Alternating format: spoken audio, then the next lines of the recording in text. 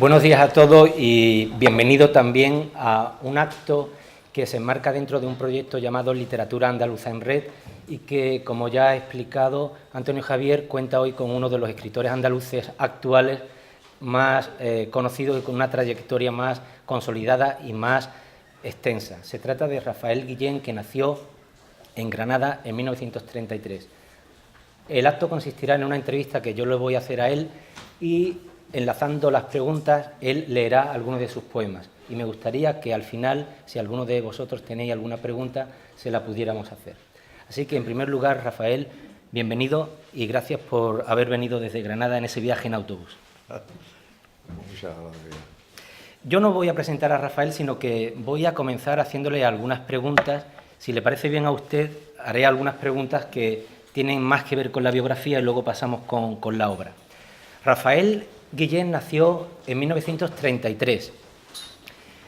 Me dirijo directamente a usted. Usted nació en el año 33. En el año 35 murió su padre. Sí. En el año 36 comenzó la Guerra Civil. Y en el año 37 tenía usted 4 años y lo mudan de Granada a la Zubia. No es la mejor manera, pienso yo, de comenzar una vida, ¿no? Hombre, comenzar una vida con una guerra civil en puerta, pues ya me comentaréis vosotros. No es, desde luego, la mejor manera. Nos fuimos a la Zubia porque mi padre murió, efectivamente, un año antes de que empezara la guerra, y huyendo de las bombas. Mi madre tenía mucho miedo. Cuando bombardeaban de noche, nos liaba en una manta, nos llevaba a la sacristía de la iglesia de San Juan de Dios, donde nos decía el sacristán que allí estábamos seguros si no caía la bomba allí, porque pues fíjate, una sacristía de una iglesia, para fin. Y ella, con miedo, nos llevó a vivir a la Zubia. Y yo desde la Zubia, por ahí lo tengo escrito en algún sitio, recuerdo desde niño ver a los aviones sobrevolando Granada. Eran unos aviones pequeñitos, pero de estos que cogían la bomba el copiloto y se asomaba por la borda y te dejaba caer la bomba. Pero claro, si te caía encima, pues te hacía polvo. Pero el miedo libre, mi madre estaba muy asustada con aquello. Por tanto, lo que Ana María Matute y otros compañeros de su edad, un poquito mayores, han llamado la generación de los niños asombrados, la generación de los niños de la guerra, parece apropiado, ¿no? ¿Usted cree que es una buena forma? Sí, claro. Pues mi niñez fue durante la guerra. Claro. Y pasa unos años en la Zubia, viviendo en Granada, y dejamos al niño, al adolescente, y llega el año 56 y publica su primer libro, que titula Antes de la Esperanza.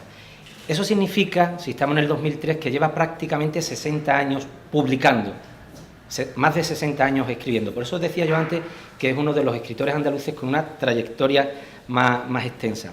El hecho de que usted publique en el año 56 lo enmarca directamente en la generación del 50, la generación del medio siglo, los poetas de los 50.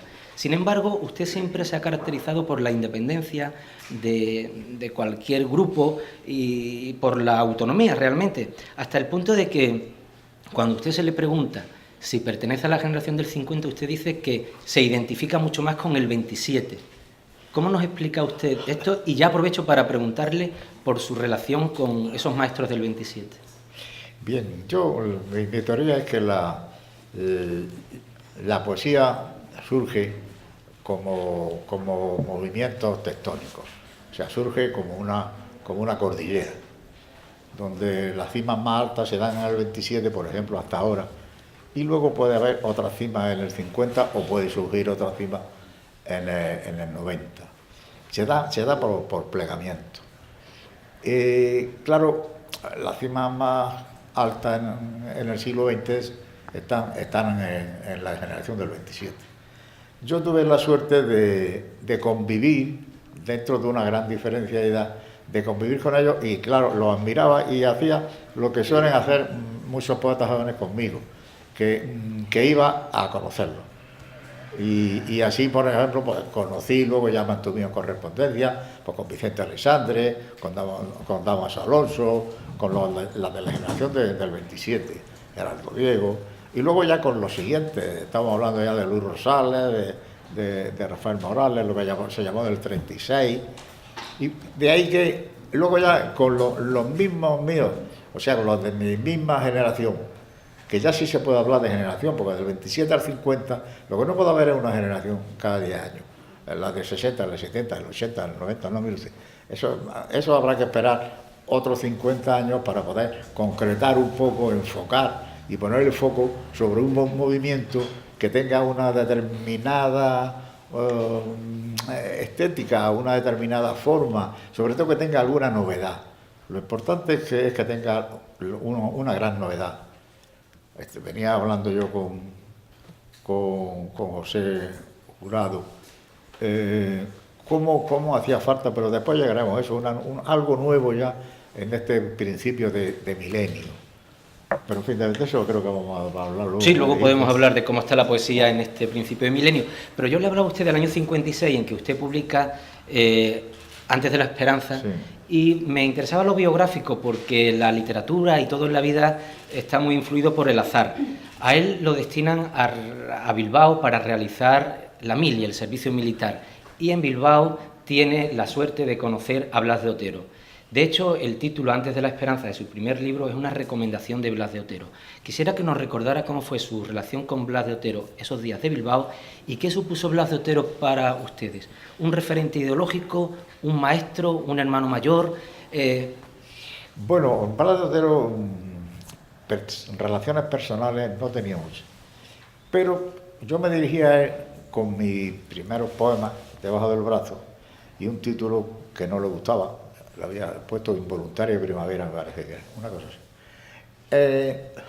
Cuando yo podía, después de eso, los primeros tiempos de la institución de la mili y todo eso, pues alquilé una habitación cerca de donde estaba yo en Zorroza, en la base automovilística de Zorroza, y ya tenía yo las tardes libres, muchas tardes libres.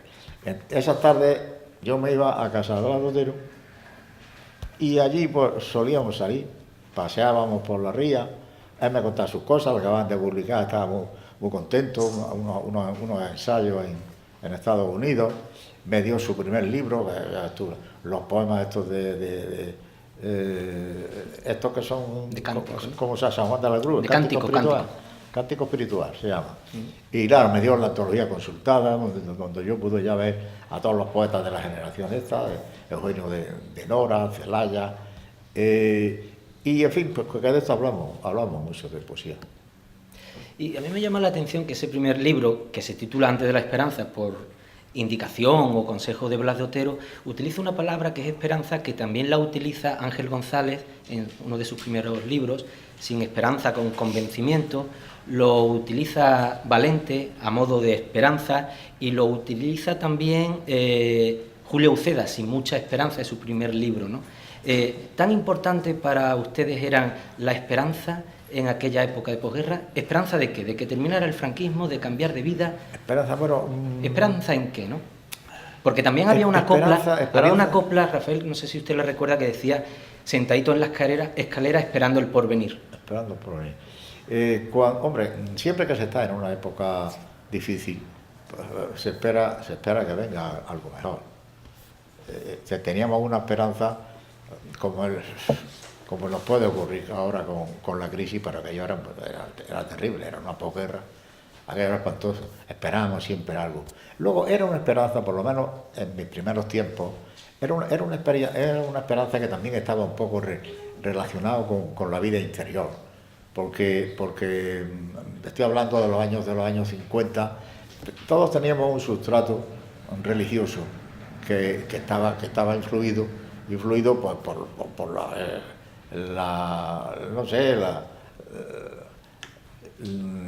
no solo la religión, sino por el ambiente dominante. Estaba sin querer, totalmente, claro. Sí, estábamos imbuidos en eso.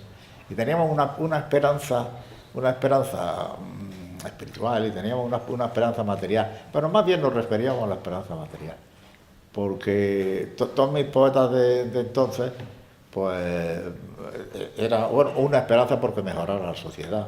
Claro. Estaban relacionados con la poesía social. Y como con eso no se ha visto mucho en mi primer libro, que sí se veía algo, pues en todos los libros siempre hay algo de poesía social. Ese es el primer libro que más o menos termina por hacerse en ese año de la mili en Bilbao, y cuando usted termina la mili comienza a trabajar en el Banco Hispanoamericano. Bueno, yo empecé a trabajar muy joven porque en casa mi madre era viuda, buscaba trabajo, siguió con lo que mi padre tenía, que eran lo que se llamaban coloniales, que son comestibles, pero se llaman coloniales, pues venía todavía la reminiscencia de lo que venía de América. Y mi estancia en Salobreña obedecen a que un tío mío, Trinidad, que era administrador de una fábrica de azúcar, pues nos llevaba allí, no para darnos de comer así exactamente, pero en fin, para ver si mi madre se podía desenvolver. Vivíamos con mi abuela también y pasamos una época mala. Claro, así se explica lo de la esperanza mucho, claro, mucho mejor, ¿no? Sí, no, yo le preguntaba esto del perdón. Sí, no, que luego volvimos allí y yo no me acuerdo. Sí, no, yo le preguntaba a usted, le preguntaba no aparte de trabajos anteriores, sino el que usted comienza en estos años 50 y llega hasta el 91 trabajando como empleado sí, del Banco Hispanoamericano. Sí, pero no, pero le quería preguntar por lo siguiente. Usted se ha llevado 30 años trabajando ahí. Mi pregunta es... 40 años. Mi pregunta es la siguiente. Hay escritores que piensan que es positivo tener un trabajo al margen del oficio de escritor, porque te da independencia económica y escribes de lo que quieres. Y en cambio hay otros escritores que piensan que es mucho mejor dedicarse exclusivamente a la literatura, porque eres más profesional. ¿Usted qué piensa? ¿Cómo se posiciona al respecto? ¿Es bueno tener un trabajo al margen de la escritura?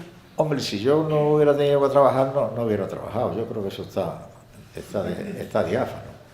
Además, antes del banco yo lo trabajé en lo que pude. Con 14 o 15 años yo fui recadero, yo estuve hasta de mecanógrafo en una fábrica de fideos, se llamaba fideos y pastas para sopa.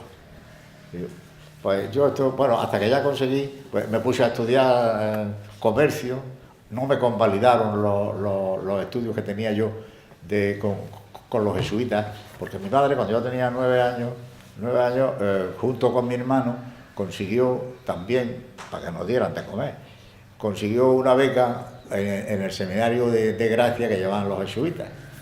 Y allí es donde yo estudié humanidades. Esas humanidades no me las convalidaron.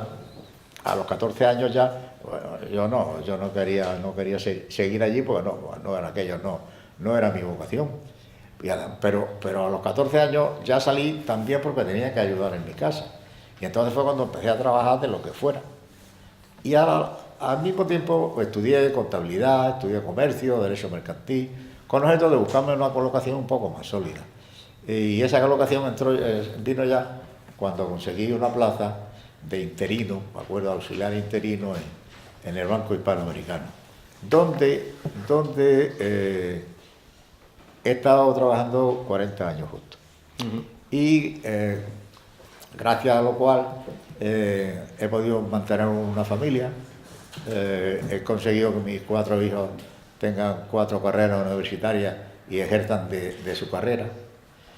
Y cuando algún joven a los 30 años me veo que está pensando qué va a hacer con la vida, yo mira, a los 30 años tenía yo 4 hijos estudiando. Había escrito 5 libros, más de 5 libros. A los 30 años, ya por supuesto ni tenía madre, ni tenía padre, a los 30 años estaba navegando yo solo ya, de modo que, sí, me lo pregunta alguno para que vaya tomando nota. Claro, ahora los tiempos no son los mismos, pero aquello era muy duro, porque entonces había hambre, me acuerdo que yo con razón ahora salí todos tan altos, tan guapos. La primera vez que probé yo la mantequilla fue después del servicio militar, porque nos mandaban, venía una ayuda de América, nos mandaban queso en latas, leche en polvo y mantequilla. Y con 20 y tantos años probé yo la mantequilla. Así me quedaba. Así. Sí, ha mencionado usted a su madre, que ya no tenía madre, y efectivamente usted la perdió a su padre con 2 años y a su madre con 27 o algo así, ¿no? O 28. No, mi madre, sí, murió en no, el 60. Murió en el 60, sí. Y eso también es otra pregunta que le quería hacer, relacionado con lo biográfico. Luego iré, ¿en qué medida ese sentido elegíaco, nostálgico, melancólico, está marcada por estas muertes, ¿no? Porque tengo abierto ahora mismo, y si a usted le apetece puede leer algunas estrofas, Elegía he abierto. O bien... un poema que le escribí. El quinto aniversario. El quinto aniversario también. El quinto aniversario está en la página 327. Son 2 poemas que él dedica a la muerte de su madre. Hablaba antes con alguna chica y con los de la radio, ¿no? En el momento de la emoción no se puede escribir. Hay que reposarlo. Le ponía yo el ejemplo del momento de un joven, una joven, con su pareja debajo de un árbol. Mira, no te pongas tú aquí ahora a hacer poemas porque esto es otra cosa. Luego ya vendrás tú y escribes el poema y luego si quieres me lo enseñas, no me lo escribas, pero ahora no vengas tú aquí con los poemas que estamos en otro asunto distinto. Pues en esos momentos de la emoción es difícil escribir. Y por eso este poema, la elegía fue un poco más inmediato. Sí, este poema está escrito en el quinto aniversario.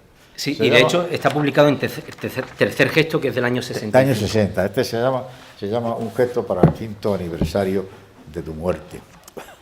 Bueno, ya sí me pongo serio, ¿eh? He venido hasta aquí. He venido hasta aquí por ver si el polvo de lo que tanto amé, por ver si esto que queda, que no es nada de lo que tanto amé, por ver si la corpórea cercanía de un deseo perfil amable hay tantas veces descrito por los besos de unos huesos, o acaso de un vestido que yo oprimía junto con tu brazo, por ver si la certeza renovada de este silencio en torno puede ponerle playas a mi dolor, puede aún levantarse como rocoso límite concreto en donde rompa mi dolor. Aquí, donde la nada se amontona y el jaramago crece en los vacíos que dejó el pensamiento.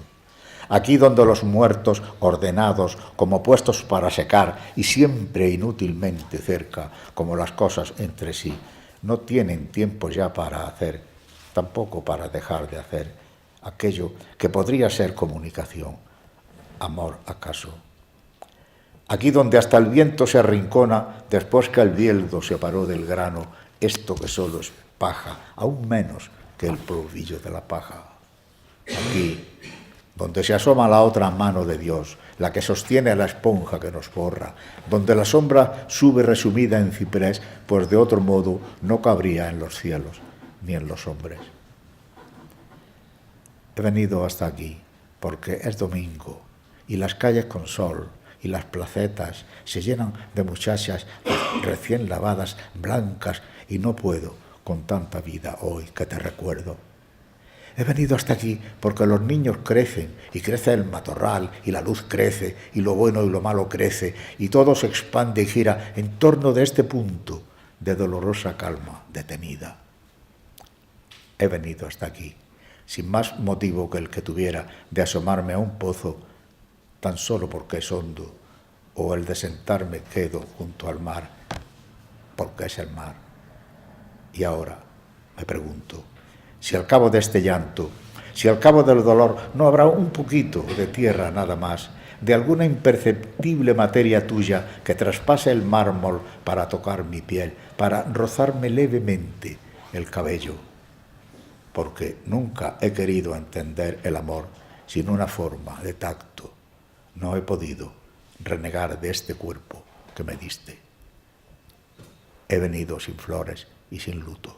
He venido a fumarme este cigarro delante de tu muerte. Solamente un cigarro por aquello que fue una gran borrasca de ternura. Me parece conmovedor el poema y conmovedora su lectura, porque no es habitual que quien escriba bien sepa también leer bien. Así que nos ha emocionado y hacemos ese homenaje a la pérdida de su madre. Y ya que ha leído usted este poema, dejamos la parte biográfica y comenzamos a hablar de su obra, si le parece. Como quieras. Hace 3 años, en el 2010, María del Pilar Palomo recogió toda su obra completa en unos volúmenes que tenemos depositados aquí en la biblioteca.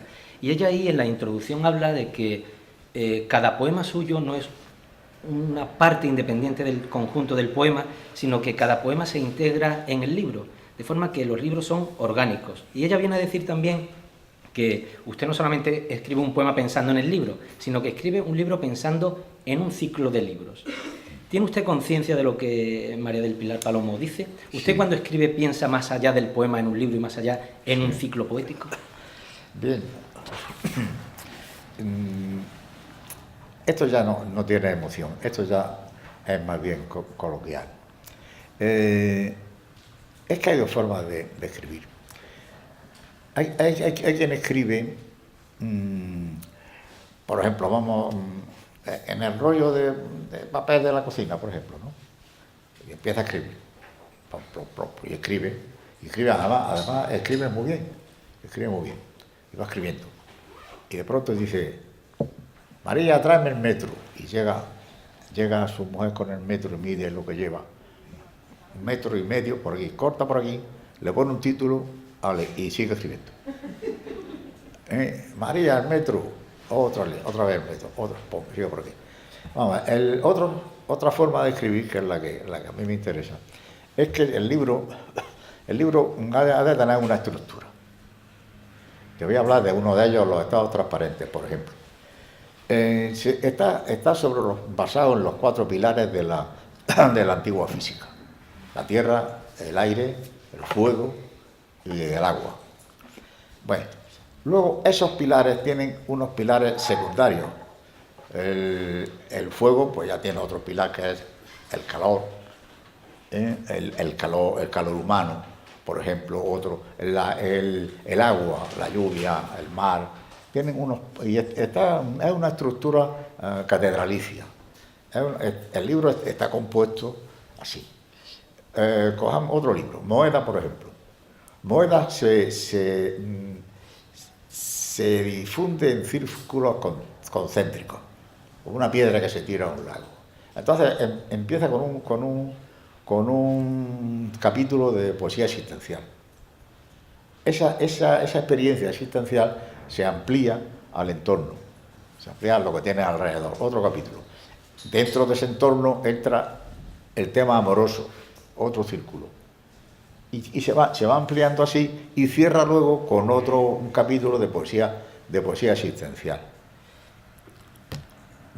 Una vez publicados los libros, bueno, yo tengo una trilogía, que es la trilogía de los gestos. Se llama el gesto segundo y tercer gesto. El gesto primero es la relación de un hombre con la sociedad. El gesto segundo tuve que publicarlo en Argentina, porque aquí me censuraban algunos poemas, y claro, el libro tenía que salir entero. Y solo pues, se publicó en Argentina. Después el gesto segundo no es relaciones con la sociedad, sino relaciones. El primero es relaciones consigo mismo, el segundo es relaciones con la sociedad, y el tercero es relaciones con un ente superior. Esa es la trilogía de los gestos.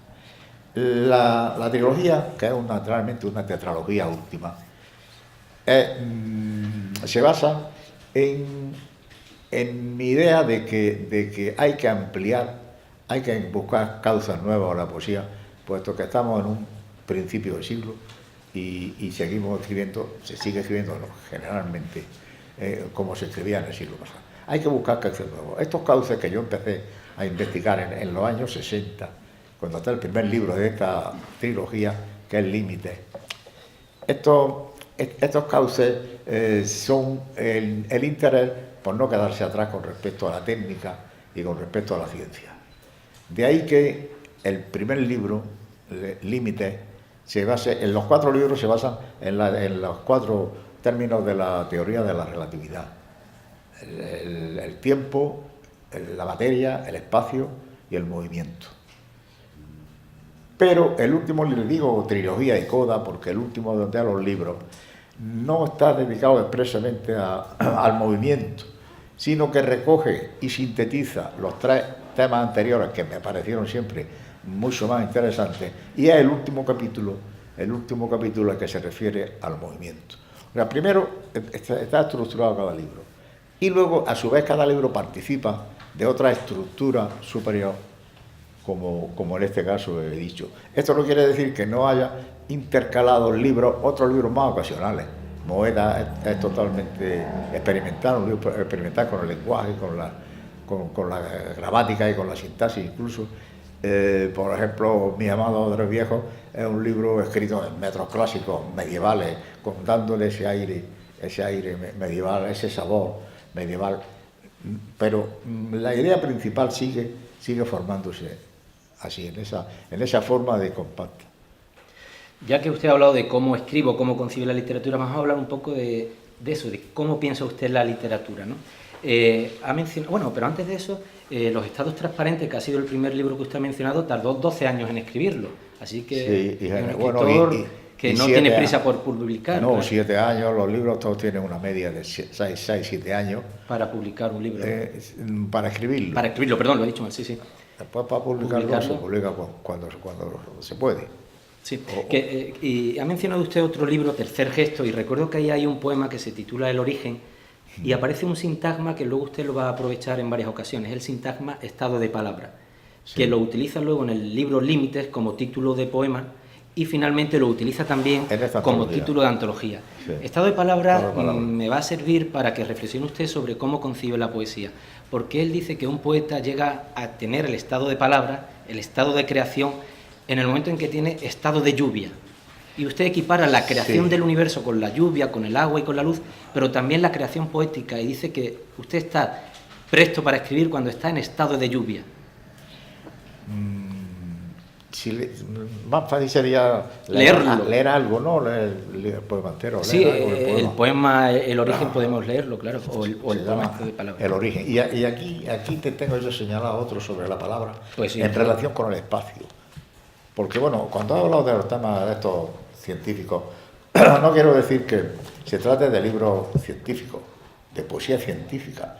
No, es una poesía que está imbuida de los ahora pondré algún ejemplo de lo que vivimos ya en el siglo XXI. Sí, este poema a mí me gusta porque explica cómo el poeta, esa de la inspiración, en qué momento uno puede llegar a escribir, el origen, en el que usted habla del estado de lluvia para escribir, ¿no? Sí, en religión se dice estado de gracia, se dice, por ejemplo, estado casado, estado civil, un estado de palabras. Bueno, voy a leer aquí al principio un poco. Yo solo puedo hablar, amigos, cuando algo como una lluvia desde dentro, pero también cayendo dentro, pone por mi manera de mirar y pone por el cauce de entrada o de salida al exterior un sentimiento, un velo de agua o luz o niebla, y yo diría algo como una mano de agua, una mano lúcidamente opaca que recoge suavemente las externas formas de ser o de pensar, también las formas de ver, y las sitúa junto al mismo brocal a donde asoma de vez en cuando mi palabra. Entonces puedo decir, estoy lloviendo, yo estoy lloviendo aquí, es la hora del poema. Bueno, así que sucede que esta lluvia viene por distintos cauces.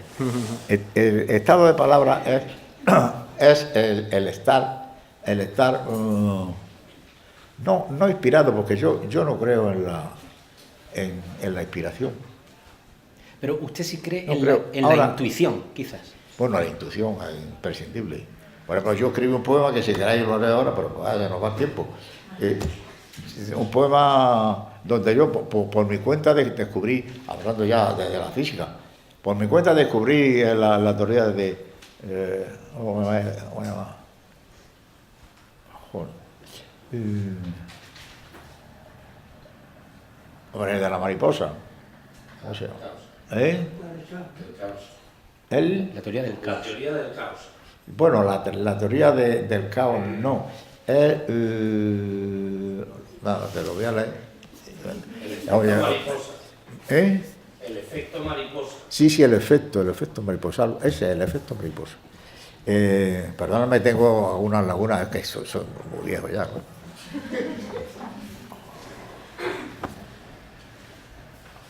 Vamos, porque yo, este es el libro que utilizo yo cuando lo voy a dar una lectura así.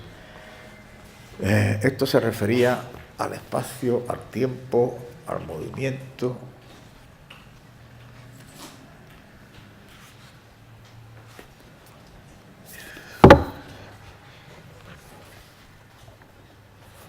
Perdonadme. Algo sucede. Este poema está escrito, aquí lo dice al final, dónde y cómo está escrito, porque es antiguo.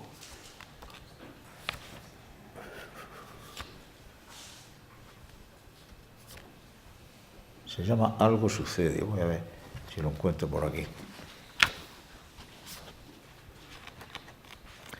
Bueno, da igual. Es que no encuentro la fecha exacta, pero que es antiguo.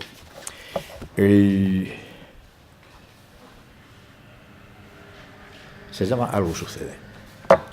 Voy solo entre el desorden del gentío. De pronto, otro calor me roza. Es un instante. Pasa a estribor de mi turbio no pensar la rotunda certidumbre del cuerpo de una mujer, con todas sus velas desplegadas. Y prosigue, y se aleja, y se disuelve al fin. Y nada cambia. Solo, acaso, que en otra dimensión, en el otro lado del mundo, algo como un alto edificio o un nubarrón o un monte de cristal cruje y salta hecho pedazos. Nada ha sucedido, pero algo sucede. Cicatriza una estela, tal vez, y la distancia que es nada sigue alcanzando sus diques invisibles, sigue alzando sus diques invisibles sobre el vaivén de un tiempo que mece entre sus algas miles de peces muertos. Y nada se conmueve, y sigue siendo injusto el azul de la tarde. Una larga caída de cabellos que el hombro rotundamente terso divide, se me cruza por el cansancio de improviso y tira como con garfios de mi olfato. Y nada sucede, es cierto, pero algo sucede. Todo sigue en su lugar exacto, pero ya no es exacto. Tal vez, en los remotos mares del norte, un barco ballenero partido en dos se hunde en este instante, rodeado de témpanos y espumas congeladas. Pero nada se mueve, sigue el sol en su sitio. Y una garganta pasa y unos ojos perdidos que no me ven y siguen avanzando despacio hacia los pozos ciegos en que el olvido entierra sus restos. Unos ojos donde el agua no alcanza el nivel que los haga flotar en lo consciente. Es tan solo un momento, pero basta. Y no puedo explicarlo. No puedo. Intento al menos fijarlos en mis muelles y saltan las amarras. El espacio es el mismo, pero ya no es el mismo. Y algo sucede al fondo del universo. Un astro que pierde su equilibrio, un niño que no nace, un bosque que se quema, un giro en ese instante del curso de la historia. Pasa a mi lado un pecho, una cintura, acaso un pensamiento, el germen de un posible contacto que me briza y se pierde, que estuvo cerca y luego se pierde para siempre. Y nada más. El aire de nuevo perfila los contornos, los límites afirman sus aristas, parcelan medidas y lugares y tiempo. Pero algo sucede, no sé dónde ni cómo, algo inmenso sucede que queda en algún sitio escrito en caracteres perennes e ilegibles. Bueno, este profundo y denso poema nos puede servir para hablar de varias cuestiones. Menciona el poema en más de una ocasión el término tiempo y otros similares. Hablemos del tiempo porque es una de las constantes en su obra. Una de las ideas más novedosas que yo veo en su poesía es que usted discute el concepto tradicional de la temporalidad. Para usted hay una fusión de tiempos. El pasado está en el presente está en el futuro está en el pasado. Hay una confusión o una fusión de tiempos. Y eso se ve muy bien en esa serie de poemas titulados Variaciones temporales, ¿no? ¿Usted cree eso, efectivamente, ¿no? Que hay una fusión de los tiempos, que siempre hay algo del pasado en el presente y que el presente está ya en el futuro? Bueno, eso se puede traducir en otra frase. y es que yo creo que el tiempo no existe. El tiempo no existe. No existe. El tiempo es un invento nuestro, que un invento que tenemos para poder vivir. Y entonces nos inventamos el tiempo, entonces nos inventamos darle una...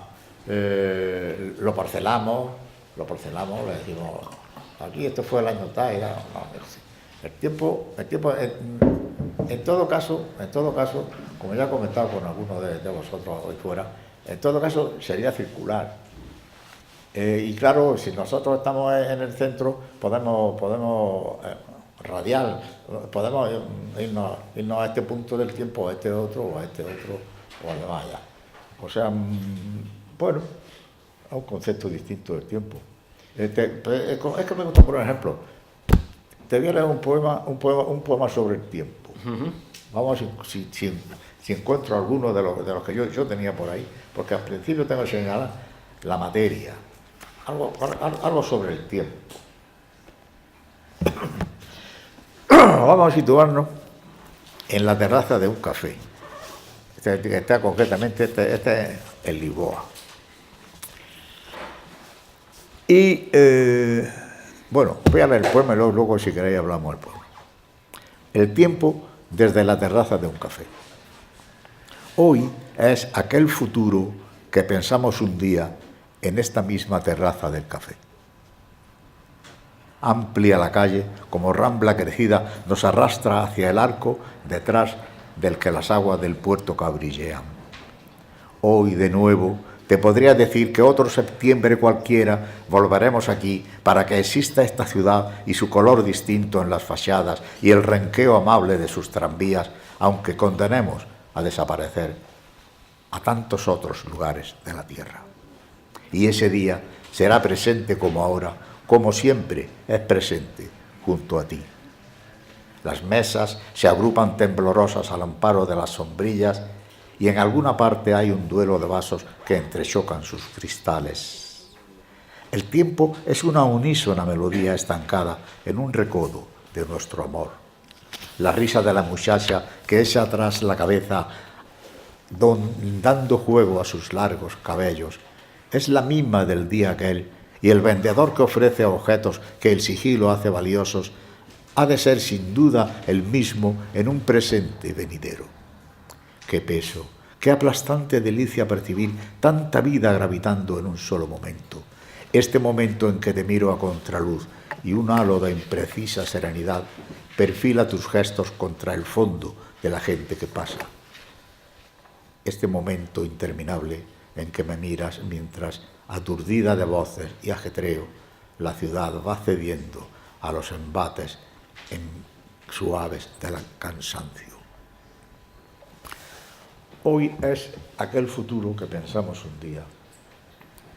Y en un futuro pensaremos en este momento que, o sea, te enlaza el presente con el futuro, con el pasado. Esta es la idea que tengo yo de escribir poesía, que no es científica. Es poesía que yo creo que debe ser más o menos poesía del siglo XXI. Poesía del siglo XXI. Bueno, yo lo intento y ya está. Sí, bueno, usted en esta última poesía dialoga con la ciencia, con la filosofía, con la religión, y hemos hablado que dialoga con la física cuántica, con las teorías de la relatividad, hasta el punto de que el tiempo no existe para usted. Lo que existe, he notado yo, es el instante. A usted le interesa mucho fijar, eternizar el instante. Y de hecho, en algún momento ha aparecido este momento, aquellas chicas, los vasos, algo pasa en el instante. Y luego hay otra cosa que también le interesa a usted. Y eso sí que es muy del siglo XXI, podemos decir que tiene modernidad. A usted le interesan los universos paralelos, los mundos paralelos, la existencia de distintas vidas en este momento y en este espacio ahora, ¿no? Aquí digo, por ejemplo, los infinitos universos en un mismo espacio, la noción unitaria del tiempo, cómo los ojos del espectador son el elemento indispensable en la existencia de las cosas, cómo cada acto modifica el equilibrio del universo. Ya habéis visto que un siempre roza de una mujer que pasa, para mí puede modificar el efecto mariposa, puede modificar todo eso. y las ramificaciones de ese universo. Esto de unas notas que vienen, que he tomado, que vienen al final del libro, escritas por mí. Cómo lo no elegido sigue su curso en otra dimensión desconocida. Son temas que laten en esta trilogía y coda. Vamos a ver si encuentro otro ejemplo de. Hombre, a mí me gusta mucho el vieja fotografía en sepia. Vieja, quizás la tengas allá. Bueno, hay uno que se llama Sobre el instante, que es ese que dice. Bueno, y frente a mí estás también. O no existe París. Vieja fotografía en sepia.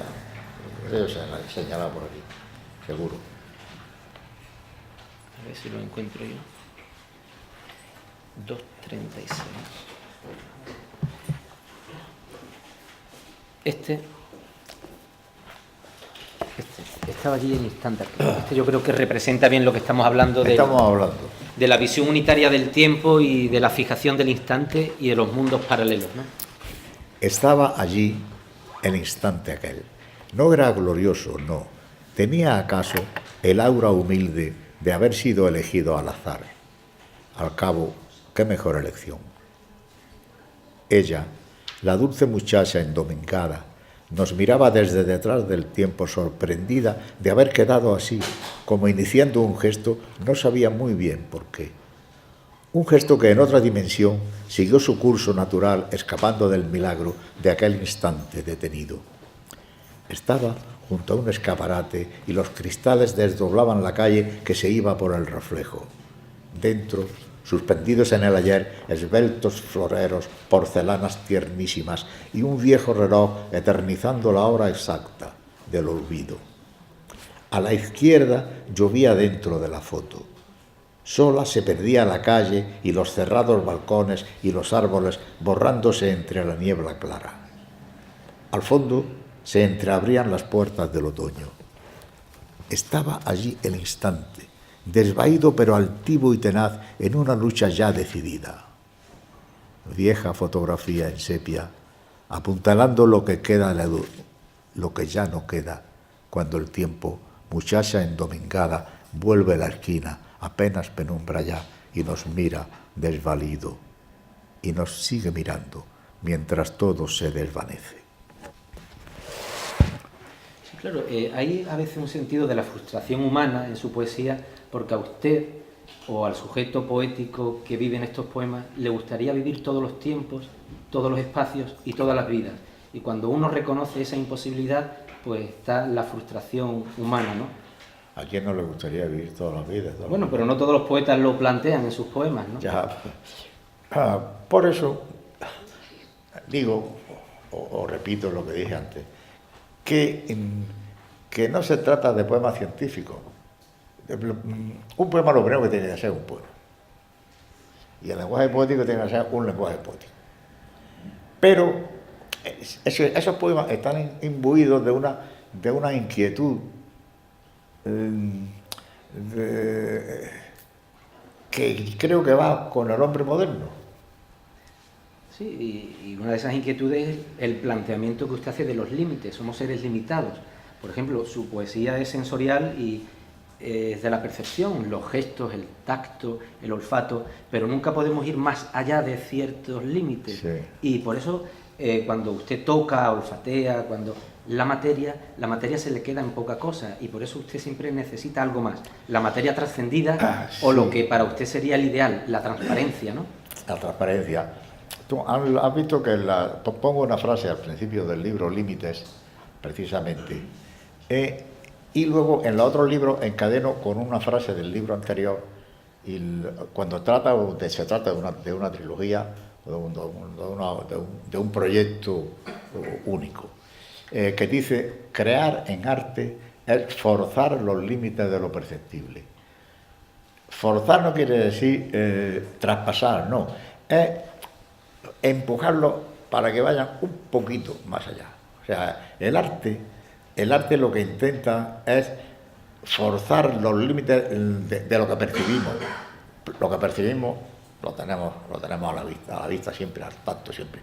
Pero el arte tiene que forzar un poco esos límites. Yo creo que esa es la misión del arte y, por supuesto, de la poesía. Ir más allá de lo que se ve, Sí, más sí, allá de lo material, forzar un poco, forzar. Trascender, ¿no? No, trascender ya significa traspasar, no. No, es forzar. Jugar con los límites. Forzarlo. Empujarlo a ver hasta dónde podemos llegar. Bueno, tengo algunas preguntas más, pero me gustaría abrir la conversación. No, pues es que ya, yo creo que deben de estar más que cansados ya. Damos una opción por si alguien tiene alguna pregunta, porque no está usted todos los días en Cádiz. Es que yo le temo mucho a los coloquios. Yo no hago nunca un coloquio, porque te preguntan unas cosas. Madre mía, qué cosas preguntan. Si te pregunta, bueno, no se trata de universitarios, por supuesto. Pero de pronto preguntamos, ¿y para usted qué es la poesía? Digo, para mí, poesía eres tú y tú, como decía el otro. Ya hemos hablado de lo que es la poesía. Y hay otro, yo tenía un amigo, un entrañable amigo, además un gran novelista, no muy conocido, que se llamaba José Fernández Castro, que cuando llegaba la hora del coloquio, él se levantaba y nos daba otra conferencia, aparte de la que había dos conferenciantes. O sea, él le buscaba la relación con lo que fuera y nos daba una conferencia. Quiere decir que tiraba hablando otros 20 minutos. Y nada, y no había forma de cortarlo. Me acuerdo, porque escribió una biografía de Otero, de socialista famoso, hasta tal punto de que lo publicó y en la presentación estaban, entre otros, Tiendo Galván, todos los socialistas de pro de entonces. Y como ya lo conocía, en las conferenciantes era él, estaba presentando a él el libro. Y cogió el libro y dice, pues nada, como verán ustedes, aquí dice, y lo otro, y cuando ya llevaba media hora le dice, Tiendo Galván, dice, don José, no irá usted a leer el libro entero. Porque si lo dejan, lo lee. Total, esto venía que a mí no me gustan los coloquios. Bueno, no, vamos a cortarlo pronto, pero si alguien quiere hacer si alguien hacer alguna pregunta, por supuesto.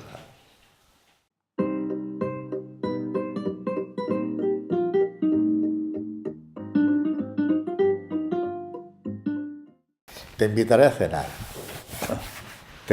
a cenar, no sé qué noche. Está la oscuridad entera por delante. Quizás sea después, en otra de las edades que nos queden. Ahora estás cerca y tengo todas estas horas que pronto habremos olvidado y nos han sido gozosamente consumiendo. Quizás sea después, cuando no haya después que nos inquiete. Te invitaré a cenar y dirás, ¿qué me pongo? Aunque al cabo terminarás rendida a una vieja costumbre. Tú irás vestida con los besos más antiguos, yo iré vestido de silencio. Elegiremos nuestra mesa aquella del ventanal con vistas al florecer de los paraguas en otoño, siempre libre para nosotros. Y el mantel de hilo fino parecerá el bordado aquel que tú heredaste de tu madre, y habrá un ramo de flores que acaso sean las mismas flores. Y no hará falta la luz, porque estaremos dentro de la luz, y el silencio lejano de los astros estará dentro de nosotros. Una noche cualquiera te invitaré a cenar, y todo será distinto, y todo comenzará de nuevo. Y que también es amoroso, aunque tenga menos, pero que también refleja lo que yo quería expresar. Se llama Estoy esperando una llamada. Porque son frases cotidianas, te invitaré a cenar, estoy esperando una llamada, estuvo a punto. Empiezo con una frase coloquial, diaria, pero huyendo de lo que suele ocurrir, que empiezas con una frase coloquial y la segunda es coloquial y la tercera es coloquial, y así llegas al final, total.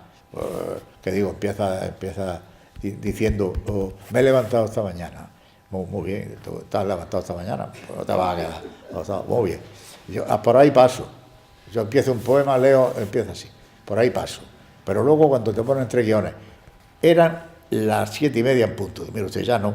Ya no, porque ya que te hayas levantado paso, pero a mí qué más me da que sean las 7:30, como que sean las 8, como que sean las 16. Ya eso es que me trae sin cuidado. O sea, al segundo o tercer verso, yo miro, ya esto no me interesa. Bueno, pues yo empiezo todos estos poemas con una frase de estas, pero ya parto de ahí.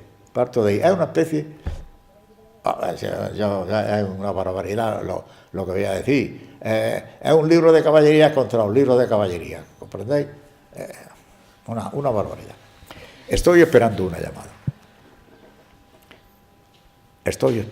llamada. Hace ya muchas vidas que la espero.